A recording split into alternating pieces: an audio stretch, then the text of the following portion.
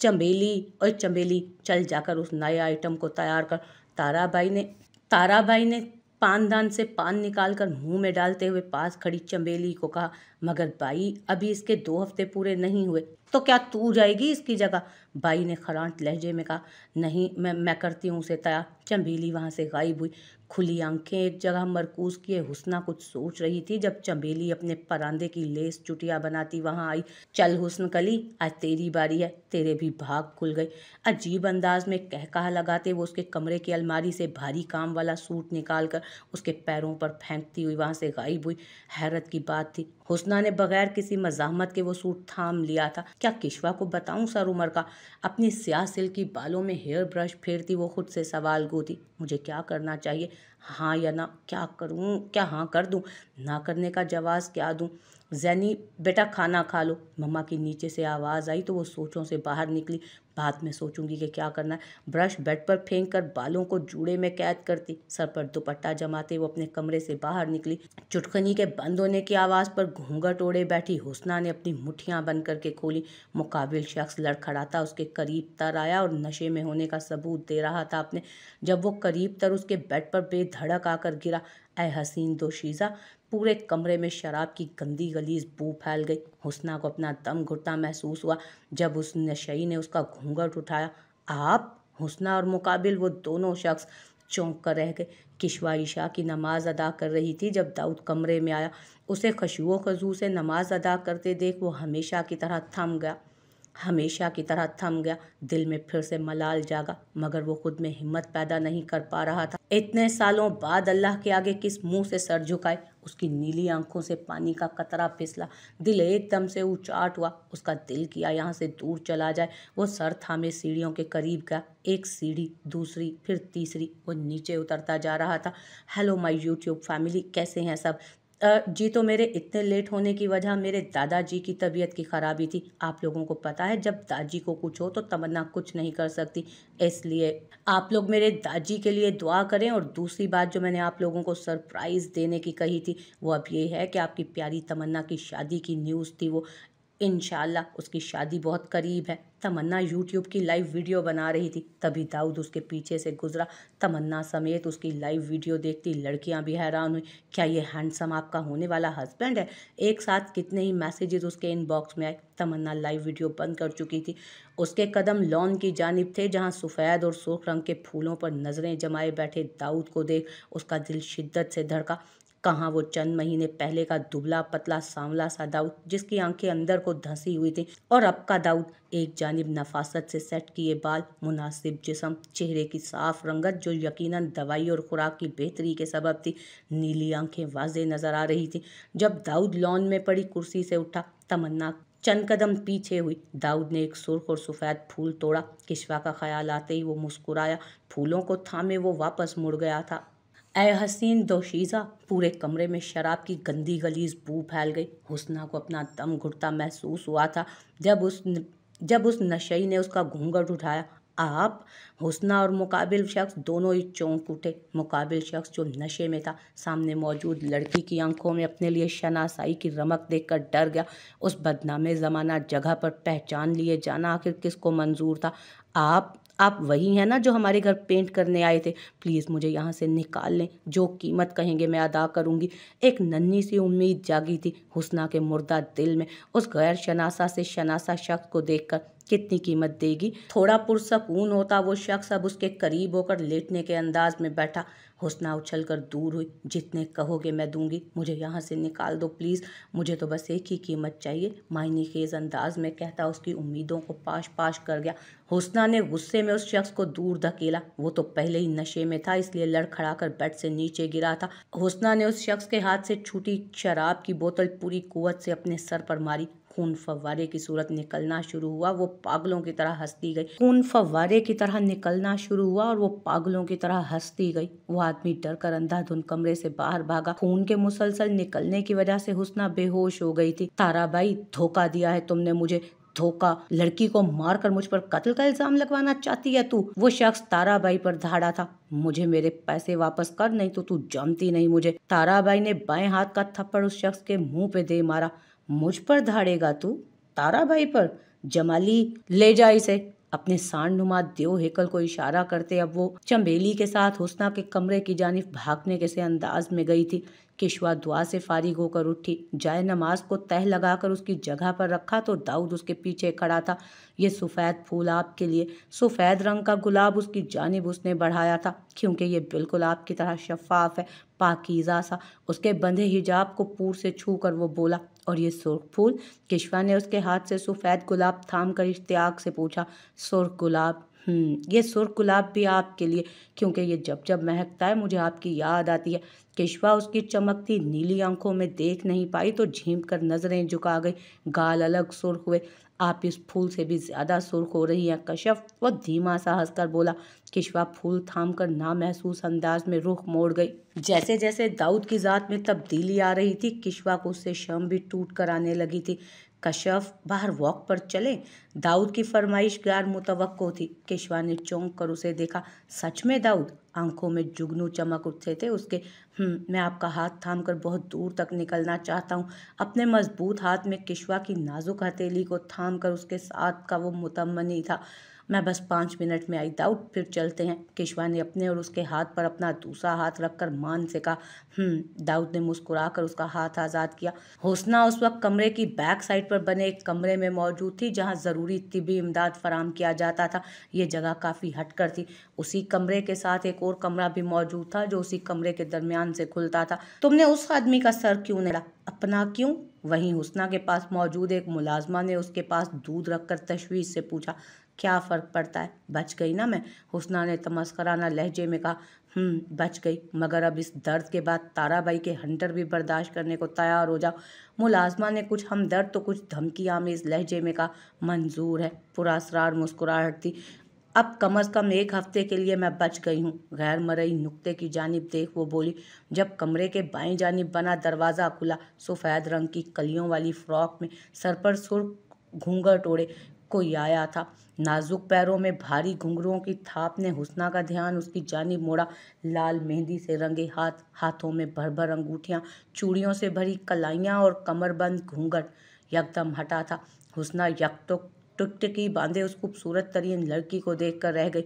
मेरे जैसी सफ़ेद रंगत, गले में गुलूबंद के अलावा जाने कितने और हार मौजूद थे। वो मुकम्मल जेवर से लेस थी। माथे का हिलता झूमर, नाक की नथ से लटकता मोती, वो सब तो जैसे उसी के लिए बना था। उसके चेहरे पर एक दफा नजर पड़े तो थम जाए, इस कदर खूबसूरत थी वो लड़की। हुस्ना ने सुना था वो बहुत खूबसूरत है, मगर आज उस लड़की को देखकर लगा कि असली खूबसूरती तो इसे कहते हैं। उस लड़की के वहां से जाने के बाद हुस्ना को यकटुक उसी जानिब देखते रहने पर मुलाजमा ने राजदारी से उसे बताया। ये मलका बेगम है, यहाँ की शान, जिनका रक्स महीने में 1 दफा होता है, और उस एक दिन में इतना रश होता है जितना 2 हफ्तों में भी नहीं होता। ताराबाई की कसम खास हैं ये उस हीरे की तरह हैं जिसे बस दूर से देख कर आहें भर सकते हैं लोग। किसी को इन्हें छूने की इजाज़त नहीं। ये यहाँ सिर्फ रक्स करती हैं। मुलाजमा की बात की गहराई उसे बहुत अच्छे से समझ आई। क्यों? भवें तनी, क्या वजह है जो ये लड़की ताराबाई की कसम खास है? हुस्ना ने मुलाजमा से पूछा। ये लो सदा, ओ सदा इधर आ। चंबेली की आवाज़ पर वो मुलाजमा हड़बड़ा कर वहाँ से गायब हुई। दाजी, दाजी। किश्वा दरवाज़ा नोक करने के बाद सलाम करती दाजी के पास गई। वालेकुम अस्सलाम बच्चे, कैसी हो? दाजी पिछले दिनों की निस्बत काफ़ी हशाश बशाश नज़र आ रहे थे। किश्वा पुरसकून हुई। ये बिशाशत की वजह यकीनन तमन्ना की शादी की तैयारियां थी। दादी कैसे हैं आप अब? अल्हम्दुलिल्लाह मेरे बच्चे, तुम सबकी दुआएं हैं, मैं बिल्कुल ठीक हूँ। ये तो अच्छी बात है। किश्वा, दाऊद कैसा है अब? दाऊद ठीक हैं दादी, उनकी तबीयत में काफ़ी हद तक तब्दीली आई है। ये तो बहुत अच्छी बात है। मेरी बच्ची जो 2 साल में ना कर सकी, मेरी पोती ने चंद महीने में कर दिखाया।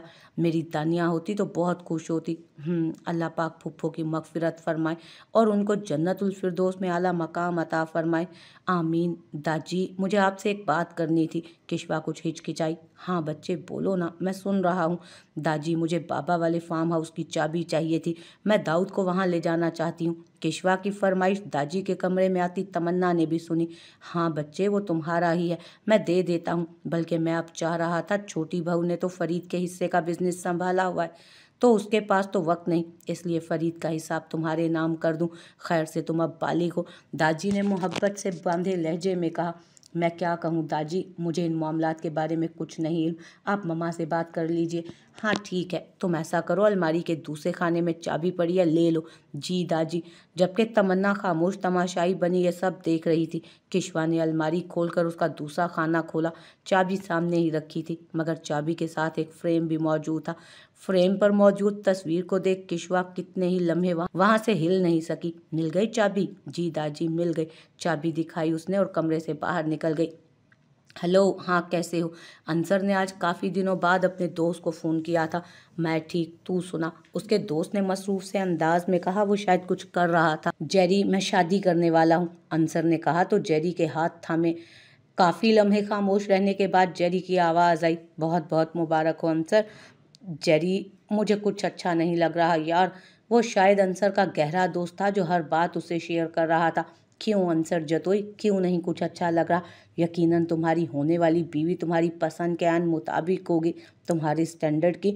जेरी की आवाज़ तल्ख हुई। अंसर ने सर झुका लिया। वो उसे किस मुंह से बताता ये शादी उसकी मर्जी से नहीं हो रही? जेरी यार, सॉरी मैं कुछ ज़्यादा बोल गया हूँ। तुम्हारी अपनी ज़िंदगी है, जिसे मर्जी शादी करो।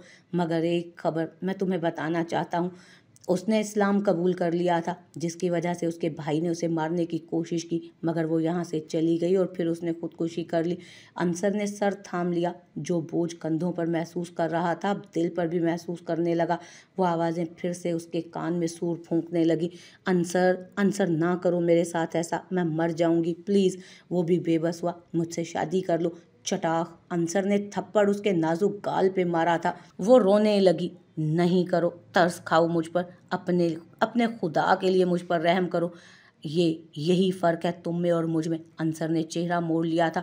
मैं तुम्हारा मजहब अपना लूँगी। नहीं प्लीज़ अंसर। वो हाथ जोड़ रही थी, मगर अंसर उस वक्त सफ़ाक पत्थर बना था, जिस पर कोई आंसू असर नहीं कर रहे थे।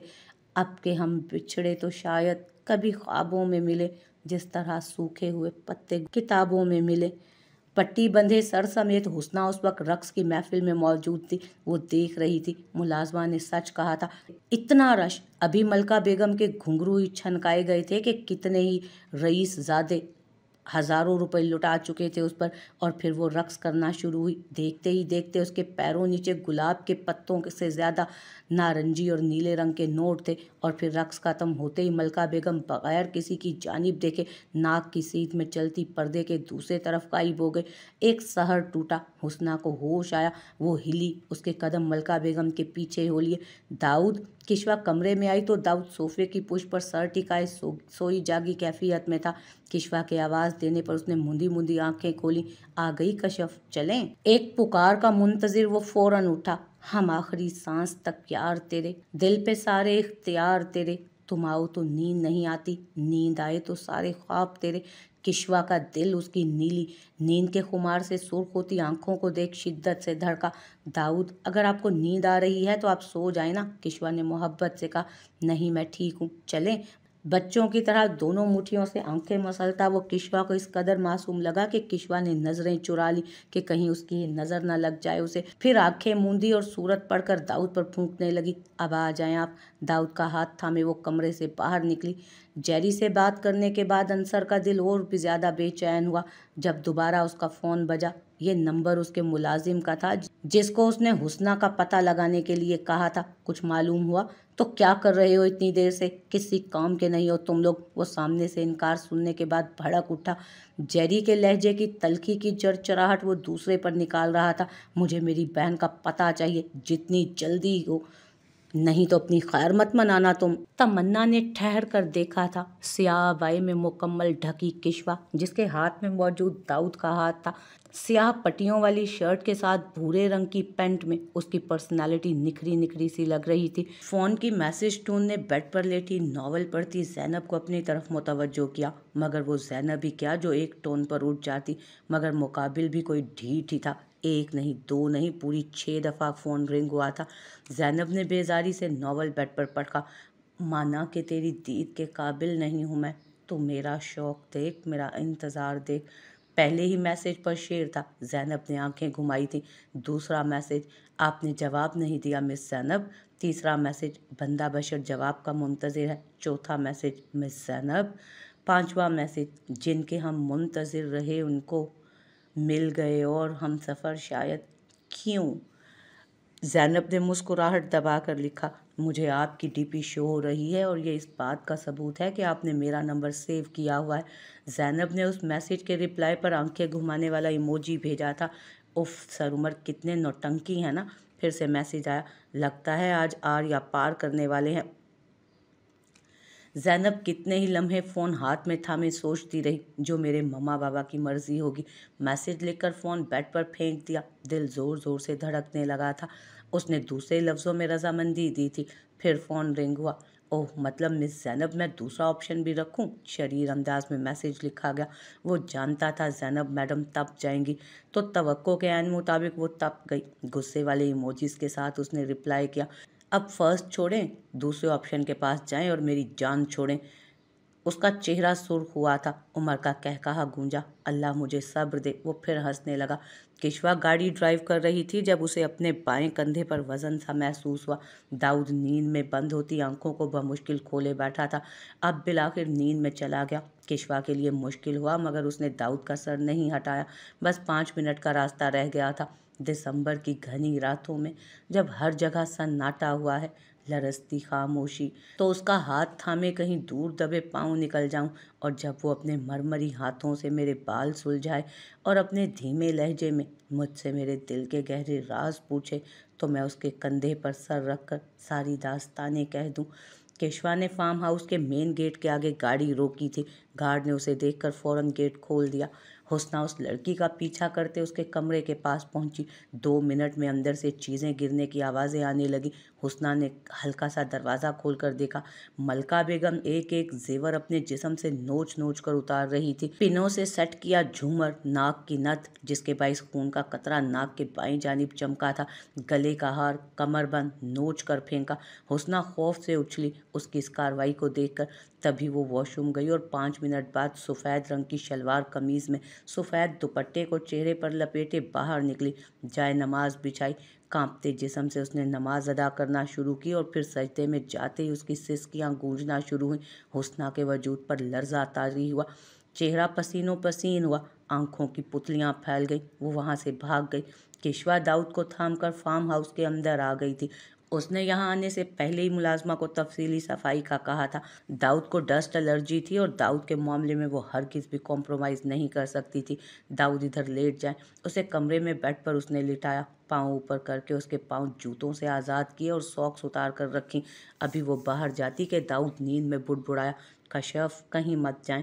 दाऊद ने सख्ती से उसे थामा। किश्वा फिसल कर बेड पर गिरी थी। दाऊद किश्वा के खींचने पर थोड़ा सा चीखी थी। क्या हुआ? दाऊद हाथ तो छोड़े। किश्वा ने दाऊद की मुट्ठी में कैद अपने हाथ की जानिब उसका ध्यान करवाया। दाऊद ने पहले अपने और फिर उसके हाथ की जानिब देखा और फिर किश्वा की तरफ। क्यों क्यों छोड़ूं?